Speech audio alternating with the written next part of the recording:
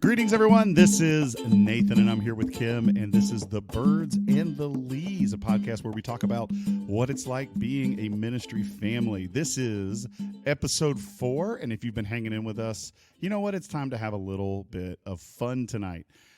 Kim, how are you?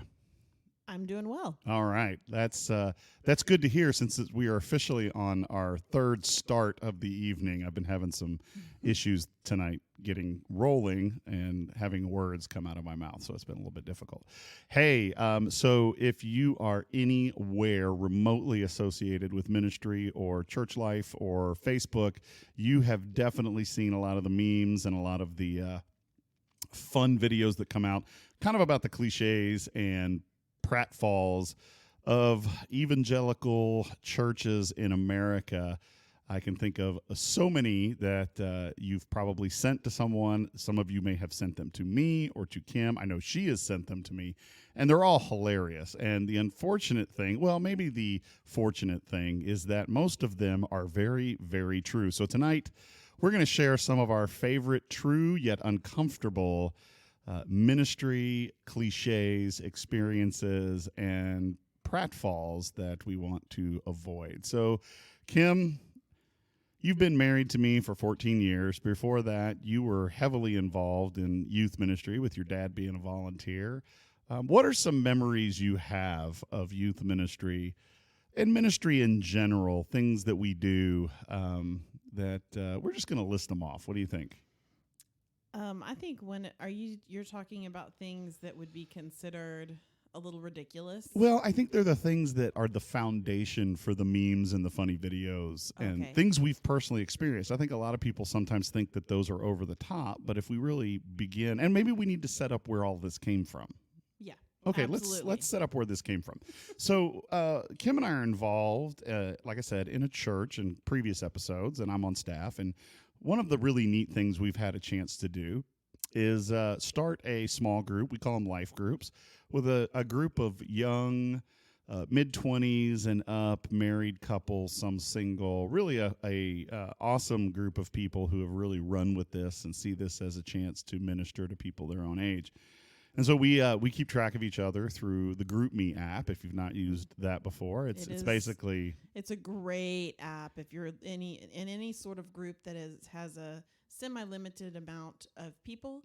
It is a great app to utilize to keep connected, much like texting. It has calendaring options. Yeah, and it's basically like an old school. I would say it's an old school message board kind of thing where everybody's kind of contributing, but in a text format.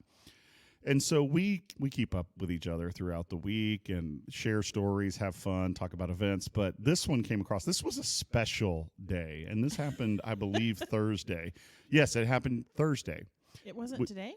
No, it was yesterday. Okay. Yesterday. It was a very special series of posts from our very good friend, Kelsey. Yes. Who is got a great sense of humor, very sharp, and she was working at a coffee shop and began to relate to us a conversation that was happening behind her with two young men involved in ministry. Now, we don't know what church they're at, and we don't know what kind of ministry they're in, but these were some of the gems that we're going to read off right now. Kim, do you want to share this, reading them? You can do it. I did not pull it up on my phone. Oh, okay. Well, that's the good thing about the GroupMe app is she sent this to the entire group. It's either good or it's bad. It depends. What we want to say is we're not here to try to ridicule two individuals who are doing great work, but we do want to say that sometimes we need to be very careful how we come across. And Kim, you would tell me often that I needed to, just be myself, right? Yeah. So one of the things we work at as a family is to be authentic, and not authentic in the fake kind of way. And I think we all know that person who likes to consider themselves authentically compassionate or whatever. No, we're authentic in that sometimes we make a fool out of ourselves, and we're authentic in how we behave with our friends. We're very real in how we make mistakes and the sins that are on our heart and we're struggling with. We're very real with people that are in our home and how we discipline our kids. We try not to hide much. And the reason we do that is to be kept on track with Christ and where we're going and what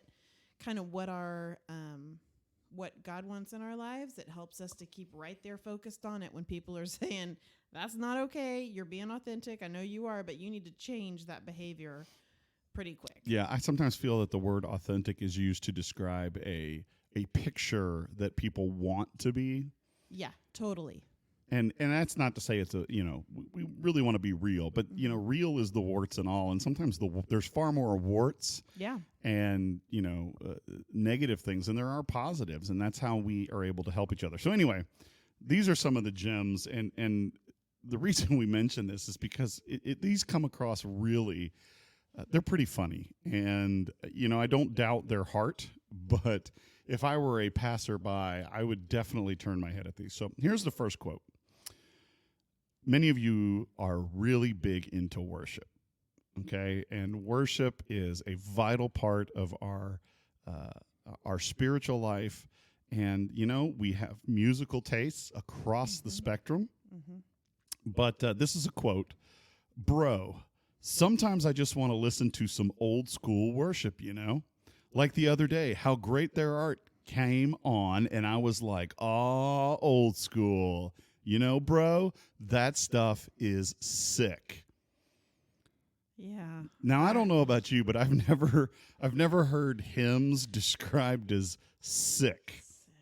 Oh, there's so much in that statement that we could all touch on. I'm pretty sure an atheist would come along and just roll their eyes. Well, honestly, anytime I hear a grown man saying, oh, dude, that was sick, I'm either going to think he's a surfer, a skateboarder, or there's some kind of arrested development going on. Now, we are old. We are old. And to be truthful and honest, total transparency, I talk that way too.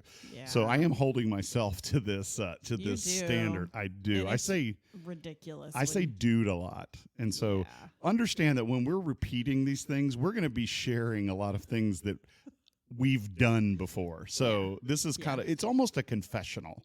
Yeah. Maybe that's what it is. It's a confessional. So if you're not a pastor listening to this, we welcome non-pastors or I should say church staff to listen to this.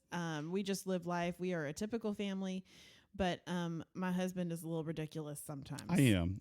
And ultimately what you're going to find out is this thread that came up about these two guys talking turned into a little bit of a reminiscence among the group of what it was like to be involved in ministry in the early 2000s. And you've probably seen the memes of being like a super edgy pastor.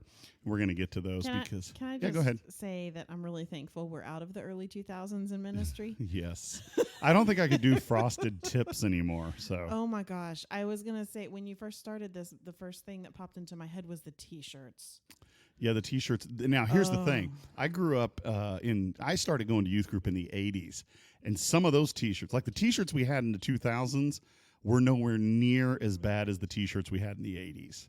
Yeah, we just didn't have an ability. Like, there was some kind of filter in our brain where we decided that every Christian T-shirt had to be obnoxious and really kind of almost sometimes rude. Yeah, there were some of those. I remember growing up, there was a T-shirt that said, had a guy in the Lake of Fire with a surfboard, and it said, "No surfing in hell. Lake of Fire has no waves." Yeah. And, here's this guy, he's in hell. And this was supposed to be a way to present your testimony. Your faith. Right. And ultimately, it was a guy trying to surf in fire. So anyway, unfortunately, this next quote characterizes youth ministry for me. Okay, so I have found myself in this situation. Right. And so, again, this is something that I have fallen prey to at times. And I quote, "What's the name of those kids at youth that sat behind me yesterday?" And he goes on to describe what the kids look like. And he's told, And the other guy says, "Oh, I love them, bro. They're my favorite. They are awesome." And the first guy says, "What's their name?" The second guy says, I'm not sure." And so I say that because, okay, I used to be involved in middle school. And I think any pastor, I've had pastors tell me this all the time. And you get to this point where people walk up to you and they act like they know. You experience the same thing as a pastor's wife. Mm-hmm. People walk up to you and they start talking to you, and you have no idea who they are. They're wonderful people, but there's so many. Yeah, I mean, there's something to be said about thinking who you're walking up to and what they might be experiencing. Some pastors, some staff are new. Many churches, at least in the DFW area where we live, have, I mean, the average church here has like 350 to 2,000 members. Yeah, and so the chance of me remembering your name is super slim. And if I do remember your name, you're either amazing or we need to have a talk. Yeah. And all those people are probably amazing. It's just that those are that run in our circles. Yeah. I will say this. There was a time where when I worked with middle schoolers that periodically a kid would come up, "Hey, do you remember my name?" And after a while of just trying to fake my way through it, I actually just got bitter enough to go, "No, I can't remember your name. There's 150 of you. So if you don't come talk to me, I'm not going to remember your name." And I remember thinking as soon as the words came out, I was like, "Oh, I really messed up." And the kid looks at me and goes, "Well, that's fair," and turned around and walked away. So kids are very forgiving. They thankful are for forgiving. that. Okay, this is another one. This one I love because I don't know many young people who talk this way. I don't know many adults who talk this way. But in the realm of... I disagree with Okay, that. hold on. I haven't read it yet. So you don't know which one I'm going to say. You don't know which one I'm going to say. So I don't know many adults who talk this way. But this falls in line with the uber spiritual kind of talk that we like to use, like the super, let me just read it. Because most of us, let me set the stage a little bit. Most of us in ministry, and you might agree with this, we take Friday off. And so we jokingly refer to Thursday as our Friday because that's our weekend and we're going to work on Sunday. To be fair, not jokingly, like for real, we look forward to Fridays. We look Fridays. forward to Fridays because that's my weekend. That's the beginning of it. Yeah. And so I relate to this, but this is how it was phrased. "Today is my Friday. I hate when I get a new task today because I'm going to be so uncomfortable on my Sabbath because I'm like, I need to do that work, bro." Okay, what time was that at? Was that lunch? No, this was in the afternoon. This was like end of the day kind of thing. It's like my weekend's getting ready to start, but I'm just gonna say I hear a little bit of OCD in that comment, right? He can't walk away and let it happen on Monday. Well, and there's a little bit of that, but I also think, every one of us have had, if you are going to do this and this is your calling and this is where you're led, right, you have to understand that your time is going to be given to people. And so that means that often you have weekends, you have vacations, but ultimately what we're doing is we're prepared and ready to serve people. Yeah, absolutely. But I have been there where it's Saturday night and I get a phone call and I'm trying very desperately on my Sabbath to not sound like I'm annoyed that somebody's calling me with. Sometimes, it could be that a woman thought that the head of the tech department was stuck in Europe and she needed to wire him $3,000. True story. She was so sweet, but it was 3 a.m? Yeah, it was about 3 a.m, and he was not in Europe, and he was not in trouble, and somebody was trying to scam her. It was somebody from Africa telling her they needed $3,000. Yes, somebody telling me needed $3,000. Okay, so I think I've only got a couple more quotes, and this is where the entire oh wait, there is one more after this. So here we go. So this is not a direct quote, but this is kind of the gist of the conversation. This is the one that put me over the top. This is the one that put you over the top. Guy number 1 asked guy number 2 what he liked about him. Guy number 2 said he's encouraging. Guy number 1 proceeds to explain that encouragement is his spiritual gift and said he could teach guy number 1 how to do it. Okay, here's my problem with that. Biblically, spiritual gifts are given by the Lord And so you can learn how to be encouraging, but that doesn't mean you can acquire necessarily the gift, because they are not they're dispersed for a very good reason. Yeah, I'm not even worried about that end of it. There's just a humility that's lacking. Well, in these okay, so yes, there is statements. and to be honest with you, that's something I've struggled with, because humility is often, because you are the center of attention many times. Right. Humility becomes the biggest pitfall that we have. Mm-hmm. And I have been in that situation. You've called me on it in that situation where pride becomes the thing that drives us in a way. Mm-hmm. And but this quote goes on. It says, "I'm going to go out." Oh, our friend said, "I'm going to go out on a limb and say pride is an issue here." But this is the best. Oh my gosh. He just said the Lord told him to go spend $300 at the mall on himself. So he's going to go have a me party because the Lord told him so. That's so sweet. And it's a lot of self-care and all that. Yeah. Yes, sacrifice.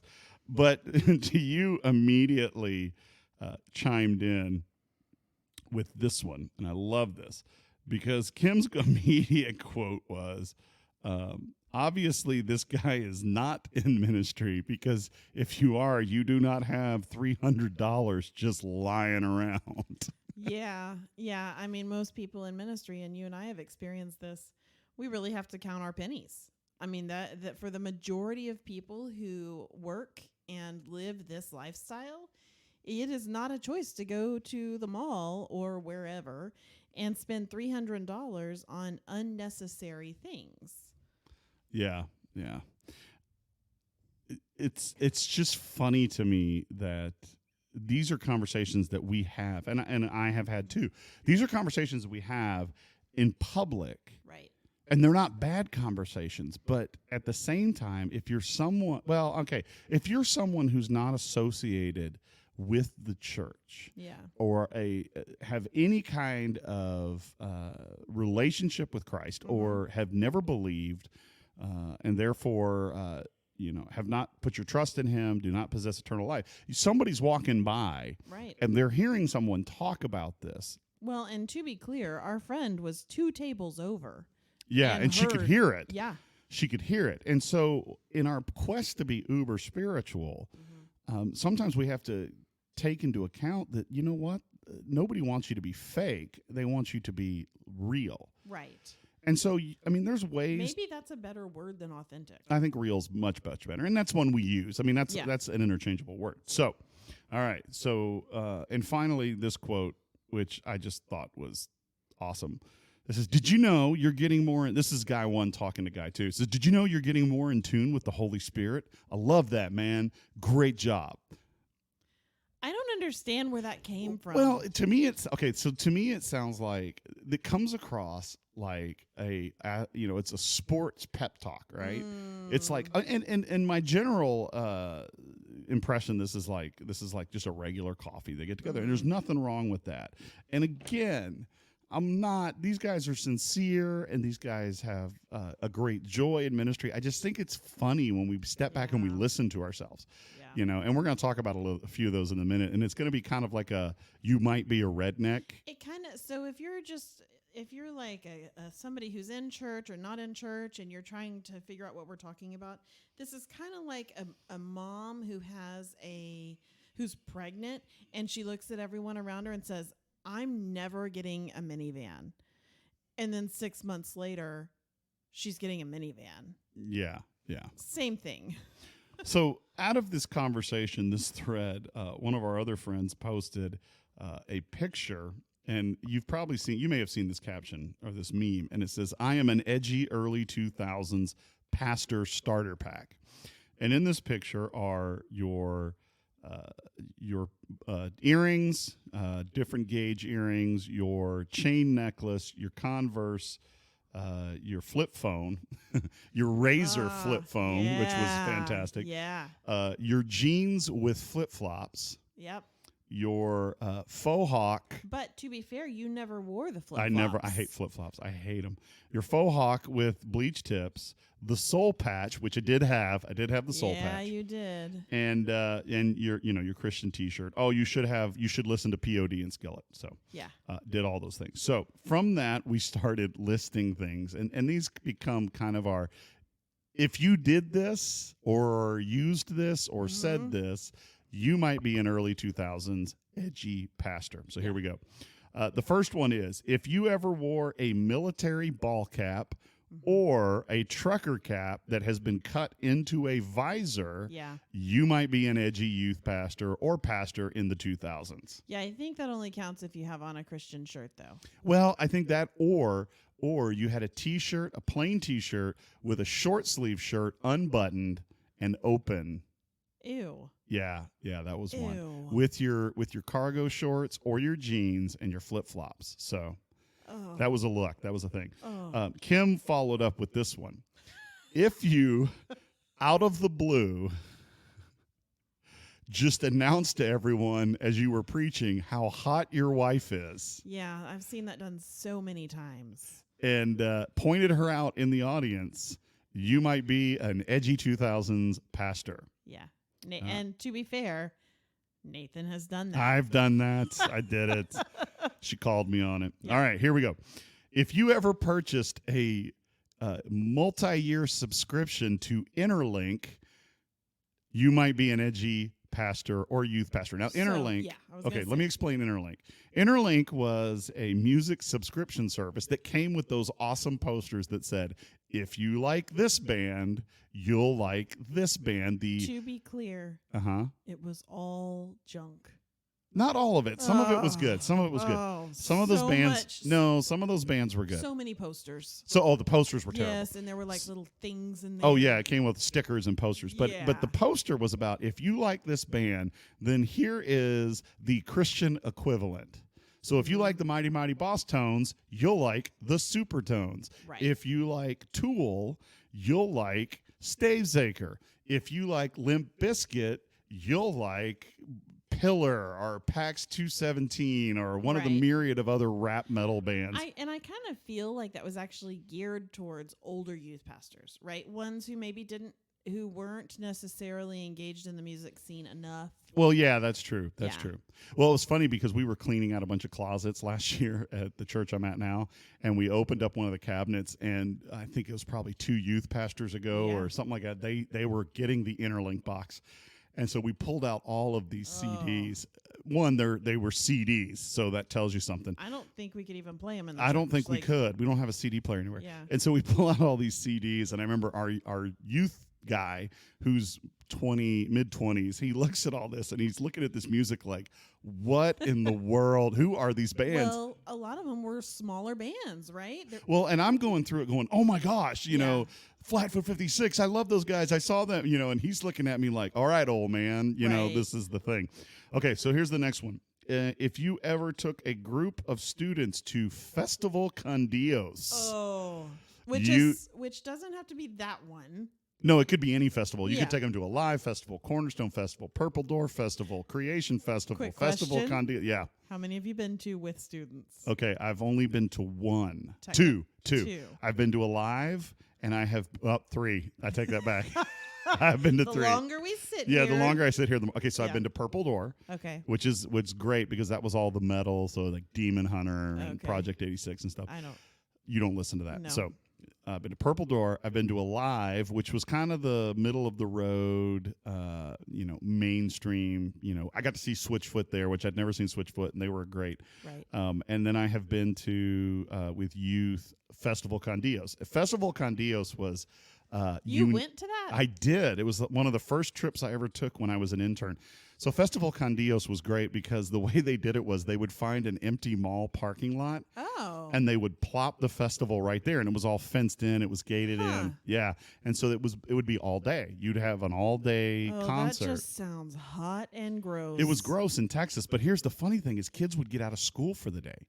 Because it would not be on a holiday weekend or anything. It would be on a Friday. And so kids would take the day off school. Right. And, get a note, and they'd go to Festival con Dios. And I remember the only one I ever went to was when the movie Extreme Days came out. Now, if you have ever taken a group of kids to a Christian movie that was built solely on whatever the trend was at the time and basically a vehicle to sell the soundtrack, you might be an edgy 2000s pastor. Yes, for sure. I remember that because we got to meet the girl who starred in that movie, and it was she like was at the festival. she was at the festival, and I'm kind of like, and that movie has Dante Basco, who was Rufio in Hook. So if you know what I'm talking about, you should go check that out. But I remember sitting there, just going, "Why am I backstage talking about this movie? I don't care." So, and I'm hot and I'm gross and I'm sweaty because you're a pastor. Well, that's the thing, is that was the time that I hunted down my buddy and I. We stalked. Let's just say this: we stalked Super Chick because we had crushes on him. This is before I met Kim, and we got our pictures with him. So that was our thing. And I look like a little kid who's meeting Santa for the first time because I'm like, oh, here's these pretty girls who play rock and roll. I guess being a single youth worker has its benefits, right? Well, unless they think you're weird. So yeah. Well. All right. So if you owned a Jeep Wrangler. Now here's the irony in this. We're talking about Jeep Wranglers and all these things, and literally 2 days ago, Nathan was driving my mom's Jeep, who is in our garage. Yeah, not your mom. The Jeep is in the garage. The Jeep is in our garage, and he looked at me and said, "I would love to drive that car." See, I never had a Jeep back in the 2000s, so I think I could do this. I just thought it was funny. I think what I need is it's a midlife crisis, and I need to go back and live out my youth that I didn't have. That's fine. Okay. But it couldn't now, unless your church was over 5,000 people, it was not a nice Jeep. Right. So we had to qualify that, because if your church was over 5,000 people, you had a fully loaded Wrangler, like whatever it was called, the Wrangler with the 4 doors. Yeah, I forget what those are called. Yeah. And you had the big tires, you had the winch on the front, which you probably never went off-roading in it. And to be clear, in the early 2000s, when you were getting your degree in ministry, you went to a church where he brought a pastor. No, I didn't go to that church. I went on a field trip to that church. You went to a field trip. Yeah, you went on a field trip. Yeah. And the pastor brought it up on stage. Yes, if you had a nice Jeep and you could pull it up on the stage as an illustration. Yeah, you're doing ministry. Yeah, and if that illustration went something like this. Now, I could sit here and brag about my nice Jeep, but you know what? God says that's not what it's all about. Right. Going back to the conversation at the tables, that sounded oddly familiar. It sounded oddly familiar. Okay, so if you were a pastor in the early 2000s, depending on the attendance of your church, you either had a really nice Wrangler or you had a really crappy Wrangler. Okay, right. So, all right, I had to be, okay, if you're listening to this, no, this is not meant to hurt anybody's feelings. However, if you had any verse in either Hebrew or Greek tattooed on your wrist, ankle, or arm, you might be an edgy 2000s pastor. Yes. There got to a point when I was a single woman doing life as a single woman. I was also going to church. I went to one for a while, and then I went to another. And there was a while where I didn't want to see another verse on someone's arm that they thought was special. Well, another verse that you can't read because you don't know Hebrew and Greek. Right. And the reason they did that was, well, somebody's going to ask me what that verse is. Okay. And then I can say, well, this verse is about this. Right. And boom, they trust Jesus. Right. Well, okay, but did you have any friends that got it done and then realized it wasn't the verse? It was something else? I heard about stories like that. Oh, yeah. I had a couple of friends. Yeah, it was like, oh, wow, that's not saying anything nice. Right. Yeah. Okay, so this one came from our friend Christine, and I have actually experienced this one.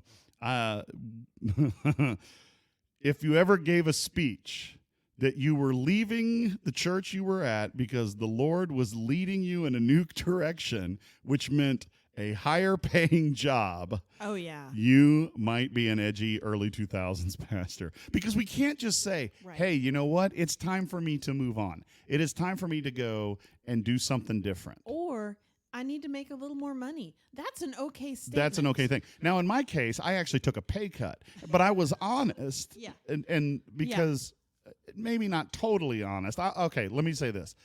I presented the truth. Yeah. in a way to protect what was going on behind the scenes. Now, I was not in trouble. Nobody did anything wrong, but it was very visibly clear that the church I was in, I needed to move on from.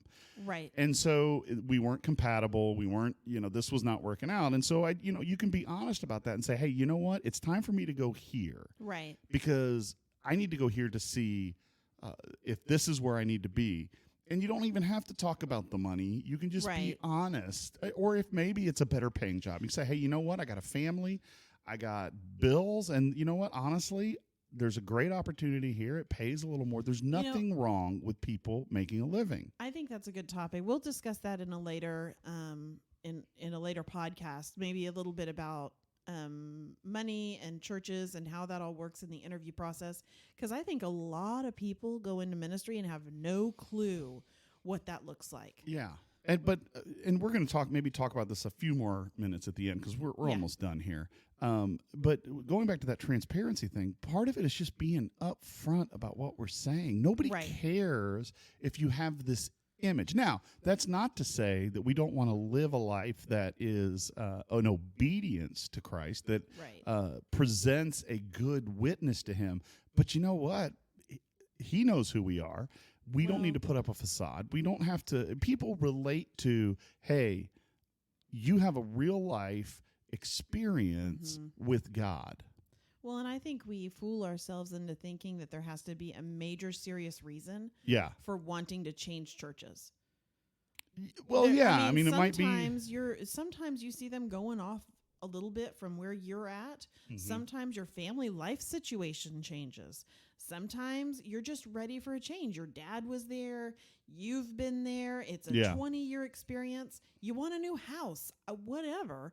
There's lots of reasons. As long as your faith with Christ is solid and you understand the skills you're taking with you, just like you would any other job, that's okay. Yeah, we need to be able to also be upfront when in a kind and gentle way, we need to be upfront when it's like, hey, you know what, this isn't working out. Right. But give a reason. Yeah. It could be, hey, you know what, theologically, we don't line up on some pretty major things, but we wish you well. We hope, we want you to find a place that is a good match for you. What you never want to do is sit there and go, hey, you know what, it ain't working out, just take off, right? Right. You want someone who leaves ministry, let's take away a moral failure or anything like that, because we still want to help them, but obviously there are certain situations where they're not moving on to ministry anywhere else. Right. And so we want to be able to, even if we don't line up, even if the church is, for lack of a better phrase, which I hate this phrase, not a good fit, you want to be able to help them into the next. And to do better. You want to be able to do better. So if there is a weakness, you want to be able to share that. You want to be able to tell them that. Anyway, we're digressing. We're going down a road.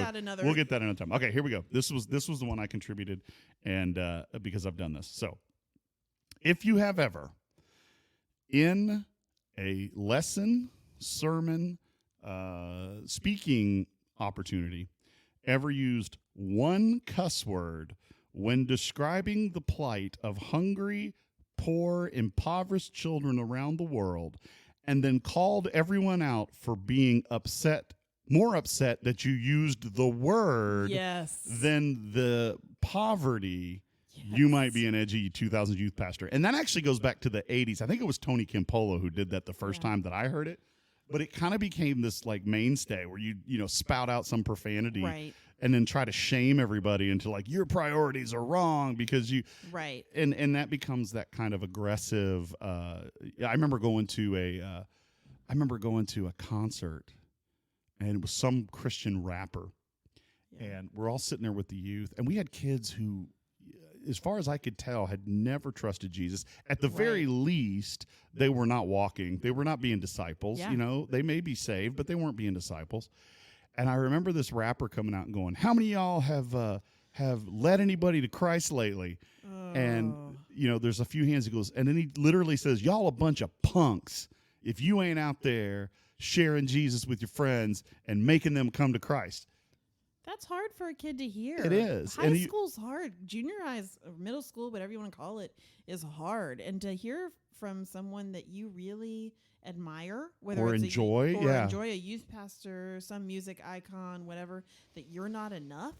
Man, they get told that every day. And the thing is, you're not enough. The whole point is that Right. you're living in dependence. And so I think one thing that came out of all of that, and this is a much more serious and sadder ripple effect of all that, was what we found out later on is that a lot of these people that were kind of heavyweights in that culture, that Christian culture, they were really products of marketing. Right. I mean, they were at the time, they were, okay, so it's not that they're not saved. Even those, I believe that once you place your faith in Christ, you can't lose it. And I also don't believe that just because you wandered away means you were never really saved. But what we're finding out is a lot of these guys, they did leave their faith because of the pressures and the difficulties of being in that spotlight. Right. So, we have to be very careful about, and I think that's what happened in this kind of, and we still do it. We raise our leaders up, and that was very prevalent in that time period of, our artists and our pastors, and pastors became, that's really, I think, when pastors kind of became celebrities in a positive way. We had the televangelist scandals in the 80s. Right. We had all that, but this is where pastors kind of became big shot celebrities. You get and known, to right? the bigger churches. Yeah, you start seeing they're starting to write books. They're starting even having radio shows towards the end. Kind of having radio shows and radio shows and books that were kind of accepted outside of church circles. Yeah. People who were spiritually searching were finding this, and I think we're actually coming full circle now when you start seeing Instagram accounts like Preachers Sneakers, right. where they're taking pictures of these pastors with $700 shoes and stuff, right? And this is stuff they need, and so it's almost like it's where we were trying to fit in and be cool with the younger generation. We're kind of back to doing that, but now somebody's calling us out on it. Right, absolutely. So, all right, this is my last one.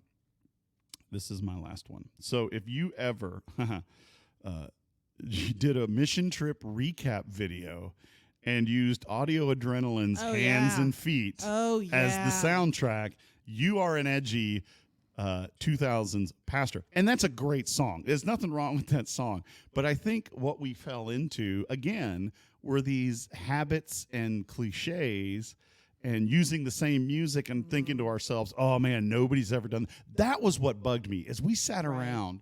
In hindsight, we sat around going, man, nobody's ever done this before. Right. And everybody had done it before. Everyone. I mean, really, 10 years before, in 19-something, I had been a high schooler and was doing the exact same thing with Michael W. Smith.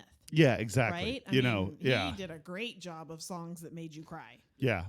We actually outlawed Friends or Friends Forever at our summer camp that I worked at because we just got tired of everybody crying on the last night. We couldn't get them to their cabins. Oh, it wasn't just that. I was in a musical. Oh, you were? For Michael W. Smith. Oh, nice. Oh, yes. Oh, that's awesome. Did you guys do the Christian dance recital where you could only move your upper body? Let's call it a choir concert. Choir concert, There wasn't any movement per se other than hand motions. Oh, gotcha. Well, there was always that one where they kind of, there's only hand motions. Or if you're going to move your lower body, it's kind of like a turn and kick. Yes. But there's definitely no hip movement. Yes. We have been to more than one function where they had, at multiple churches, where they have the same 4 movements. And Nathan can do every one of them. I can do every one of them. I can do every one of them. So all of this to say, every one of us are guilty of being the joke. Yeah. We're guilty of being the cliche. Yeah. And if our mission is to make disciples, the Great Commission. Right. It doesn't say make an image. It doesn't say put out a good front. It doesn't say, Jesus didn't say, hey, make sure that you take what's in the world and give it a little bit of a Christian spin. He said, go make disciples, which means go be with people. Yeah. Be with people and be yourself. Right. The beauty of our walk with Christ is we get to be conformed to his likeness. We get to learn how to grow, to be more like him while not losing our individuality and the way he made us. Right. And Now, go ahead. I will say, as someone who is in a pastoral family, that one thing we do have to be cautious of is how we present it to people that we don't know.